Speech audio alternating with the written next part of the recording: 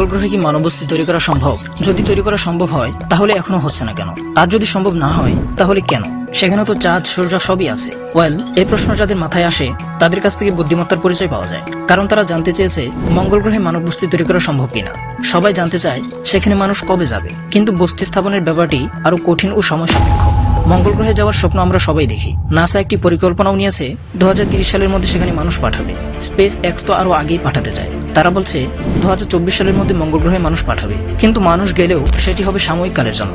হয়তো তাঁবু খাটিয়ে অক্সিজেনের ব্যবস্থা এবং সঙ্গে খেয়ে পরে বেঁচে থাকার ব্যবস্থা করে সেখানে মানুষ পাঠানো যাবে, কিন্তু বস্তি স্থাপন করতে হলে অনেক বড় প্রস্তুতি লাগবে। মঙ্গল গ্রহের বায়ুমণ্ডলের 95 ভাগেরও বেশি কার্বন ডাই অক্সাইড ও অক্সিজেন খুবই কম। সুতরাং সেখানে জনবসতি স্থাপন করতে হলে প্রথমে বায়ুমণ্ডলে প্রচুর অক্সিজেনের ব্যবস্থা করতে হবে। এটি হলো সবচেয়ে বড় চ্যালেঞ্জ। কিভাবে সেই ব্যবস্থা করা যায়? সমস্যা আরও আছে। মঙ্গলের অভিকর্ষ শক্তি পৃথিবীর অভিকর্ষ শক্তির মাত্র 38%।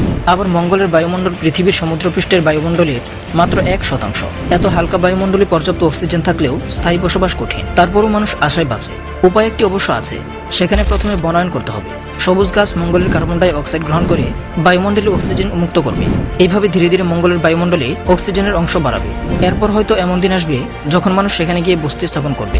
কিন্তু সাবধান, এই পরিকল্পনা জানলে এখনই মঙ্গলে জমি বিক্রির ব্যবসা শুরু হয়ে যেতে পারে।